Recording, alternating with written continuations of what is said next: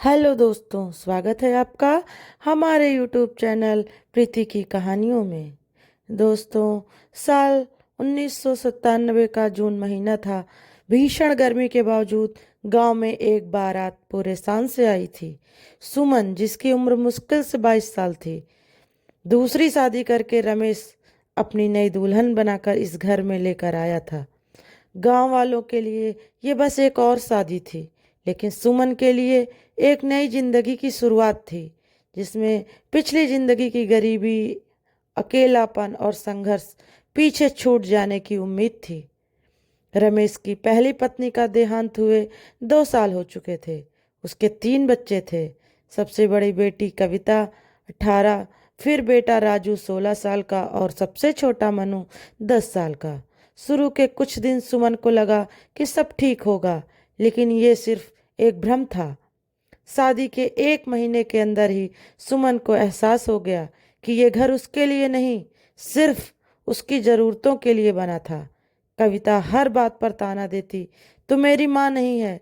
राजू सारा दिन मोबाइल और दोस्तों में मस्त रहता, और जब भूख लगती तो सुमन से ऐसे बात करता जैसे वो घर की नौकरानी हो। मनु, जो सबसे छोटा था, शुरू में थोड़ा मासूम था, लेकिन धीरे धीरे उसने भी अपने भाई बहनों से ही सीखा।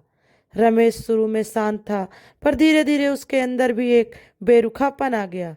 वो कभी सुमन की तरफदारी नहीं करता, उल्टा बच्चों की हर शिकायत पर ही उसे ही दोषी ठहराता और कहता, दूसरी पत्नी कभी पहली पत्नी का दर्जा नहीं ले सकती। एक दिन कविता ने कहा कि उसके स्कूल की फीस नहीं भरी गई क्योंकि सुमन ने पैसे बर्बाद कर दिए, जबकि सुमन ने वो पैसे घर के राशन में लगाए थे। रमेश ने बिना सुने ही उसे थप्पड़ जड़ दिया। पहली बार सुमन को अपने नए रिश्ते की असलियत दिखी। सुमन चुप थी, क्योंकि उसने अपनी माँ से सुना था, औरत का काम है सहना, चूल्हे की तरह जो खुद जलता है पर दूसरों को रोटी देता है।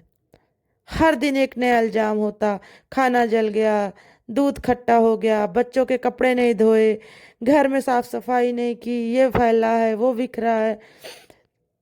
वो परेशान हो गई। कविता ने तो यहाँ तक कह दिया कि माँ मर गई तो क्या हुआ, अब तुम इस घर की रानी बनने आई हो। राजू ने उसे एक बार बुरी तरह धक्का दे दिया और बोला कि क्यों उसके मनपसंद का खाना नहीं बना है, और तुम उसके बाप के पैसे लेने आई हो। और रमेश बस अपनी आंखें मूंदे रहता। सुमन अब एक मशीन बन गई थी, बिना आत्मा, बिना आवाज। कुछ महीने बाद सुमन को पता चला कि वो माँ बनने वाली है। उसे थोड़ी उम्मीद थी कि अब सब कुछ शायद ठीक हो जाए, सब कुछ बदल जाएगा, लेकिन नहीं, वही बेरुखापन। अब और एक मुसीबत आ गई क्या घर में, कविता ने कहा, और वह सीधा अपने गांव चली गई कि अब उसे इस घर में नहीं रहना है, क्योंकि अब उसकी सौतेली माँ एक दूसरा बच्चा लाने वाली है। अब सुमन का हर दिन जीना मुश्किल हो गया था। ठंडी रात में बिना डॉक्टर के देखभाल के सुमन एक एक दिन अपने बेटे के पैदा होने के दिन गिन रही थी। रमेश ने बच्चे को देखते ही मुंह फेर लिया, और वो भी इस औरत के लिए। उसने ताना मारा, बच्ची को दूध तक नहीं दिया। कविता ने पानी में दूध घोलकर उसे जबरदस्ती पिलाया। सुमन ने अपने बच्चे को सीने से लगाया, और उसकी जान अब बस उसी में ही बसती थी। एक दिन सर्दियों की एक रात में बच्चे को बुखार आ गया।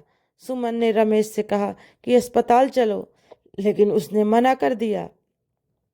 बच्चा पूरी रात सुमन की गोद में तड़पता रहा, और सुबह होते होते उसकी सांसें थम गईं।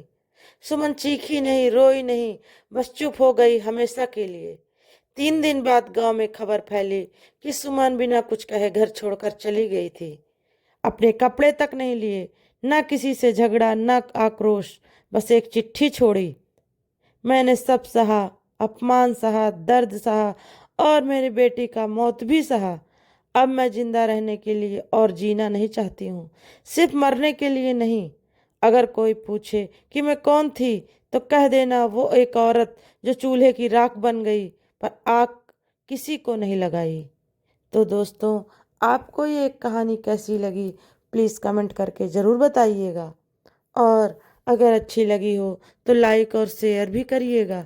चैनल पर नए हो तो चैनल को सब्सक्राइब करके बेल आइकन को दबा दीजिएगा, जिससे हमारे नई नई कहानियों के नोटिफिकेशन आप तक पहुंचते रहें।